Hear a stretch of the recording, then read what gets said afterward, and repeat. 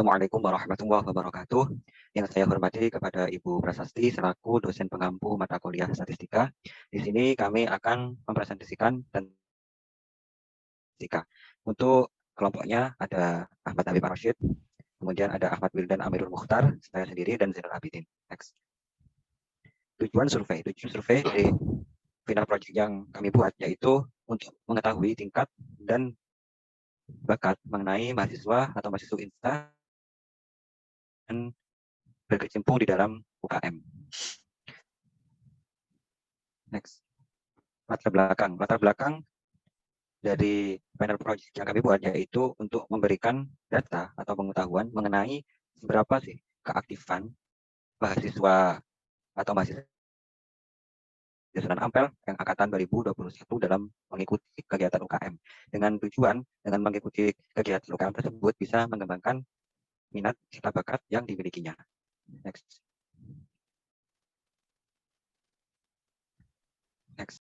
Untuk selanjutnya yaitu proses data, uji validitas, dan reliabilitas. Untuk uji reliabilitas dibutuhkan data yang ada di kuesioner. Untuk mengetahui reliabilitas dari suatu data dapat dilakukan dengan dua metode, yaitu manual atau melakukan pengecekan langsung pada kuesioner dan otomatisasi komputer atau menggunakan nilai Cron-Batch alpha. Dan dengan melakukan langkah tersebut, kelompok kami ingin menemukan nilai Cron-Batch alpha pada setiap kategori yang kami ajukan. Nilai Cron-Batch alpha bernilai positif dan suatu data kuesioner dikatakan reliable apabila nilai Cron-Batch alpha lebih atau sama dengan 0,6 atau sekurang-kurangnya adalah 0,5. Semakin suatu kuesioner, maka semakin tinggi reliabilitas kuesioner tersebut. Berikut ketentuannya yaitu 0,5 sampai 0,6 termasuk marginal, dan kemudian 0,61 sampai 0,7 termasuk good, dan kemudian 0,71 sampai 0,9 termasuk very good. Kemudian langsung untuk kualitas menggunakan SPSS. Untuk langkah-langkahnya yaitu sebagai berikut. Kita langsung masuk ke IBM SPSS. Untuk yang pertama, kita pindahkan semua data hasil kuesioner dari Excel ke SPSS. Kemudian setelah memindahkan data dari Excel, kita masuk ke langkah selanjutnya yaitu mengklik variable view dan kemudian diganti ke scale.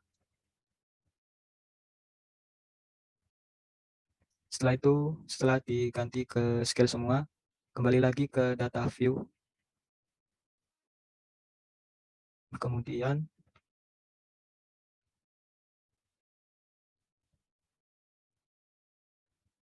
klik analis, kemudian scale, dan reliability analysis. Kemudian pindahkan ke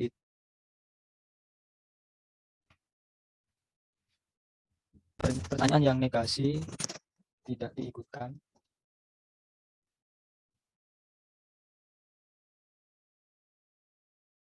Dan kemudian diklik tanda panah. Setelah pindah,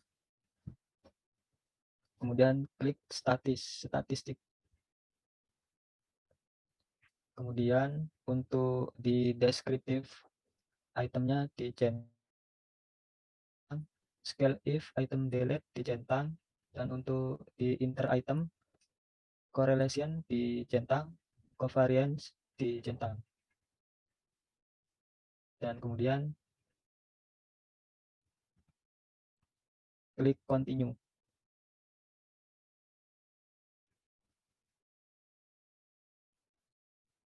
Dalam tabel reliability statistik didapatkan nilai Cron-Batch alpha yang didapatkan nilai 0,905 yang berarti reliable dan mendapatkan predikat very good.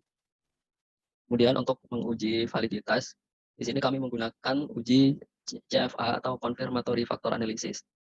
Di sini kami menggunakan SPSS. Untuk range nilai KMO-nya sendiri itu 0,8 sampai 0,9 itu sangat bagus. Kemudian 0,7 sampai 0,8 itu bagus. 0,6 sampai 0,7 itu cukup. 0,5 sampai 0,6 kurang. Di bawah 0,5 tidak dapat diterima.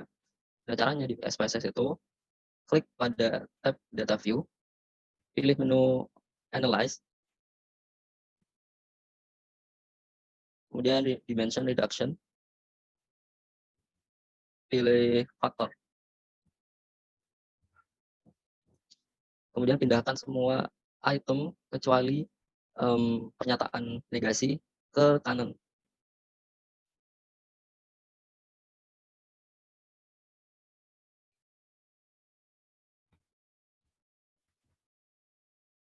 Setelah itu, klik tab deskriptif. Pada tab correlation matrix, centang KMO and Bartlett's test of sphericity. Continue. Kemudian klik tab rotation. Pada tab method, pilih Varimax. Klik continue. Kemudian pada tab extraction, pilih di tab extract, eigenvalues greater than 1. Kemudian klik continue. Dan oke.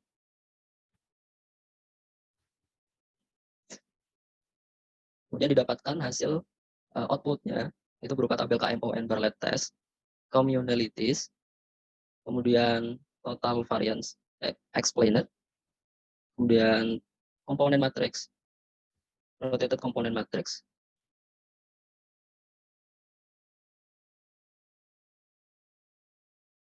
kemudian pada tabel KMON Bartlett test,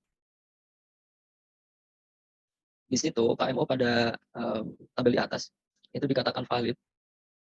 Bab 333 statistika deskriptif ada 4 kategori, yaitu seperti yang di atas keaktifan, pengurus,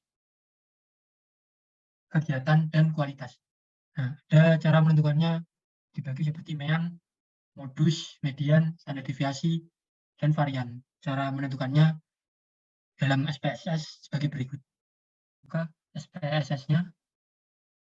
Guna kita buka SPSS untuk mencari tahu seberapa banyak dalam satu pertanyaan itu respondennya berapa, seperti itu. Nah, pertama-tama kita ke menu analis, terus deskriptif statistik, lalu frekuensi. Pilih dulu pertanyaan yang tidak bernegasi dan pertanyaan yang bernegasi. Lalu kita ke statistik. Lalu kita di sini pilih mana yang ingin dimasukkan. Apabila seperti ini mean tidak dimasukkan, maka centangnya tidak diaktifkan, dan sama seperti itu. Lalu kita klik continue. Untuk menampilkan tabelnya, kita harus dicentang dulu display frekuensi tabelnya. Lalu klik OK. Nah, seperti ini. Di K1, frekuensi yang menjawab 1 adalah 2, dan 2 adalah 5, dan seterusnya seperti itu. Dan dengan persentase masing-masing yang akan diakumulasi pada akhir, yaitu total. Di sini total frekuensinya otomatis semuanya ke bawah pertanyaan juga 58, karena apabila tidak akan berbeda. Baik, kemudian 3.4 confidence interval estimation. Untuk confidence interval menggunakan mean, di sini kami hanya dapat menemukan rata-ratanya, terus standar deviasinya, confidence level dibagi 2, dan N-nya saja untuk setiap kategori. Di mana untuk kategori keaktifan, rata-ratanya yaitu 4,04, untuk standar deviasinya 1,469, untuk confidence levelnya di sini kami menggunakan 0,1 atau 90%. Berarti confidence level dibagi 2-nya sama dengan 0,05, dan N-nya sama dengan 174. Kemudian untuk kategori pengurus, rata-ratanya itu sama dengan 4,23, standar deviasinya 1,605, confidence levelnya sama, kita menggunakan 0,1 atau 90%. Berarti confidence level bagi 2 itu sama dengan 0,05, dan N-nya sama dengan 174. Kemudian untuk kategori kegiatan, rata-ratanya 4,18, standar deviasinya 1,38, confidence levelnya 0,1, confidence level bagi 2 0,05, dan N-nya sama dengan 232. Kemudian untuk kategori kualitas, rata-ratanya sama dengan 4,01, standar deviasinya sama dengan 1,334, confidence levelnya sama dengan 0,1, confidence level bagi 2 sama dengan 0,05 dan N-nya sama dengan 348. Kemudian untuk confidence interval menggunakan proporsi, di sini kami bisa menentukan mulai dari confidence level N, rata-rata atau X, tabel Z, interval menggunakan proporsi. Di sini kami bisa menentukan mulai dari confidence level N, rata-rata atau X, tabel Z, row S, dan rentang dari row-nya di setiap kategori. Tapi kami tidak dapat menentukan apakah itu berarti sangat puas, puas, ragu-ragu, tidak puas, atau sangat tidak puas. Untuk kategori keaktifan, confidence level-nya sama, kita menggunakan 0,05, N-nya 174, rata-ratanya 67, untuk tabel Z-nya dapat 1,96, untuk row S-nya sama dengan 0,385. Untuk rentang dari row-nya sendiri didapat 31,2% sampai 45,8% inklusif. Kemudian untuk kategori pengurus, A-nya 0,05, N-nya 232, rata-ratanya 76, untuk tabel Z-nya 1,96, dan row S-nya 0,33. Didapat row-nya itu dari rentang 27,1% sampai 38,9% inklusif. Untuk kategori kegiatan, confidence level-nya 0,05, N-nya 232, X-nya 93, Z-nya 1,96, row S sama dengan 0,4. Didapat rentang row-nya itu dari 33,7% sampai 46,3% inklusif. Kemudian untuk kategori kualitas, confidence level-nya 0,05, N-nya sama dengan 348, rata-ratanya 115, tabel Z-nya 1,96, dan row S-nya 0,33. Didapat rentang dari row-nya 28,1% sampai 37,9% inklusif. Baik, itu presentasi yang dapat kami sampaikan. Apabila ada kesalahan dalam tutur kata maupun tingkah laku yang kami sengaja ataupun yang tidak kami sengaja, kami mohon maaf yang sebesar-besarnya. Wabillahi taufiq wal hidayah. Wassalamualaikum warahmatullahi wabarakatuh.